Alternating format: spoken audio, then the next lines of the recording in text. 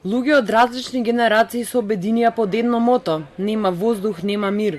Околу 200 граѓани, екоактивисти, невладини здруженија, револтирани од аерозагадувањето и денеска излегоа на протест. Јас сум тука како загрижен граѓанин, кој што навистина се секира за загадувањето на воздухот во земјата, кој што со текот на годините не е подобрено, и тука сме да искажеме нашето незадоволство кон државните органи да сериозно превземат чекори кои што навистина ќе го решат загадувањето на воздухот. Средношколците не се приклучија на овој марш. Маршот започна од Министерството за животна средина. До собранието тие се движеа по тротоар, а потоа полицијата сепак одлучи да ги блокира улиците. Крајна дестинација, како и досега, им беше владата. Тие уште еднаш ги потсетија надлежните дека имаат уште 4 дена да ги исполнат барањата кои им ги испратија.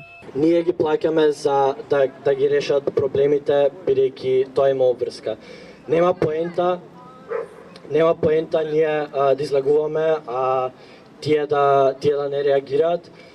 Затоа ќе продолжиме да излагуваме секој петок додека не видиме дека воздухот е чист. Минатата недела учениците од повеќе средни училишта во земјава ја бойкотираа наставата, револтирани од аерозагадувањето.